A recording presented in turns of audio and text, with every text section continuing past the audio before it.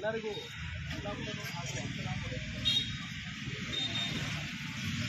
Social democratic party of India ಏನು ಒಂದು ಪಕ್ಷ ಇದೆ ಅನ್ಕೊಂತೇವೆ. ಈ ದೇಶದಲ್ಲಿ, ಇಡೀ ಕರ್ನಾಟಕದಲ್ಲಿ ಯಾವುದಾದ್ರೂ ಒಂದು ಆಡಳಿತ ಏನು ಜನವಿರೋಧಿ ನೀತಿ ಹಾಗೂ ಸಂವಿಧಾನ ವಿರೋಧಿ ಕಾಯ್ದೆಗಳು ತರ್ತಾ ಇದೆ, ಅದಕ್ಕೆ ಅಪೋಸ್ ಮಾಡಲಿಕ್ಕೆ ಯಾವುದಾದ್ರೂ ಒಂದು ವಿರೋಧ ಪಕ್ಷ ಅಂತ ಇದೆ ಅಂತ ಹೇಳಿದ್ರೆ ಅದು ಇಡೀ ಕರ್ನಾಟಕದಲ್ಲಿ social democratic party of India ಮಾತ್ರ. ಯಾಕಂತ ಹೇಳಿದ್ರೆ ಮೊನ್ನೆನೇ ಅದು ವಿಧಾನಸಭೆಯಲ್ಲಿ ಅಂಗೀಕಾರ ಮಾಡಲಾಗಿದೆ. ಇದನ್ನ ಬಹಳಷ್ಟು ಗೆದ್ದು ಇಲ್ಲಿ ಸರ್ಕಾರ ನಡೆಸಿದಂತಹ ಪಕ್ಷಗಳು ಇದೆ, ಅದು ಯಾರು ಕೂಡ ಪ್ರತಿಭಟನೆ ಮೊರೆ ಹೋಗಿಲ್ಲ. ಅವರು ಬರೀ ಒಂದು ಭಾಷಣ ಮಾಡಲಿಕ್ಕಾಗಿ ಮತ್ತೆ ಬರೀ ಒಂದು ಸ್ಟೇಟ್ಮೆಂಟ್ಗೆ ಸೀಮಿತವಾಗಿದ್ದಾರೆ.